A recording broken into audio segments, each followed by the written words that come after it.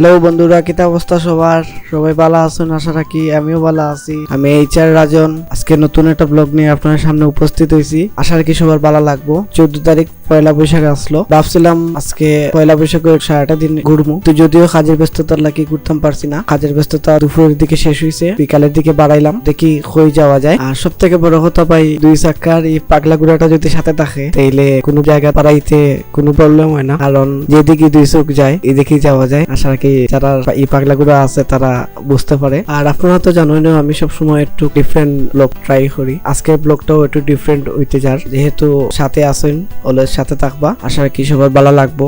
আর ভাই মাত বেশি বাড়াই লাভ নাই, চলেন আমরা মেইন স্পটে যাওয়া যাক। আজকে স্পেশাল ব্লগটা হইলো গিয়া কিং ব্রিজ বৈশাখী মেলাটা নিয়ে। চলুন এক নজরে ওই মেলাগুলো একটু দেখিলেই সবাই একটু সাথে থাকবা।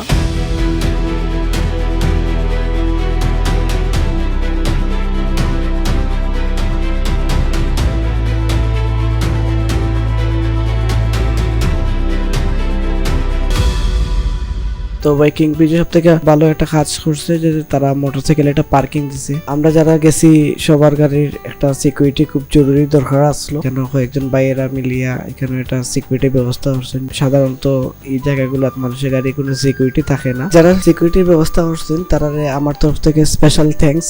চলেন এখন আমরা একটু ভিতরে যাওয়া যাক।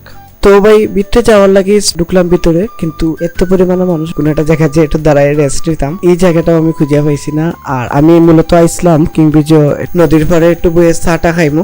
আমার এই ইচ্ছাটা পূরণ হয়েছে না, যদিও চা খালি হয়েছে না, তারপর তো খুব এনজয় করছি মেলার মধ্যে। আর এই মেলার মধ্যে ভাই এত দোকান পাট বলার বাইরে, প্রায় প্রত্যেকটা দোকান ভিজিট করতে প্রায় আমার 40 থেকে 45 মিনিটের লাখান সময় লাগে গেছে প্রত্যেকটা দোকানের সামনে দিয়ে আটিয়ে যাইতে, কারণ রাস্তার ডানে বামে সব দিকেই দোকানপাট। রাস্তা সাইডে যে চটপটি ফুচকা এগুলার দোকান, মাঝখানো কিছু আছে বিভিন্ন বাজাপুরি খাইবার দোকান, মা বোনদের লাগে কিছু আছে কাপড় চোপড় পার্স ব্যাগ। আমি ফলো করে দেখছি বাচ্চাদের খেলার দোকানগুলো খুব বেশি। প্রত্যেকটা দোকানে দেখছি খুব জাঁকজমক পরিসরে খোলা হয়েছে। ভালো লাগছে দোকানগুলো দেখে। আমার জানা মতে বৈশাখী মেলাটা 4 থেকে 5 দিন থাকবো, জানি না সত্য কিনা। পাশেই একটা জায়গাত কনসার্ট চলের দেখছি, শিশুদের নৃত্য পরিবেশনা, গান পরিবেশনা সব মিলাইয়া খুব আনন্দময় একটা মুহূর্ত।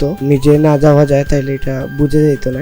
মেলা দেখতে দেখতে সন্ধ্যা হয়ে গেছে, যদিও মন চান না তবুও যাইতে হইব। আমার সন্ধ্যার বাদে একটা কাজ আছে, কাজও জয়েন হওয়া লাগবো। ভালো থাকবা সবাই। এই ব্লগটা মূলত 14 তারিখ করা, সময়ের ভাবে আমি ছাড়তাম পারছি না। আমার কিছু ব্যক্তিগত কাজ আসলো যার কারণে আমি সময় মতো ছাড়তাম পারছি না। আজকের ব্লগ এখানেই শেষ করবো। দোয়া রাখবা যাতে আমি সবসময় ভিডিওগুলো দিতাম পারি। সবাই ভালো থাকবা আর আমার লাগে দোয়া আশীর্বাদ করবা। দেখা হইব আগামীকালকে। আদাব ও নমস্কার।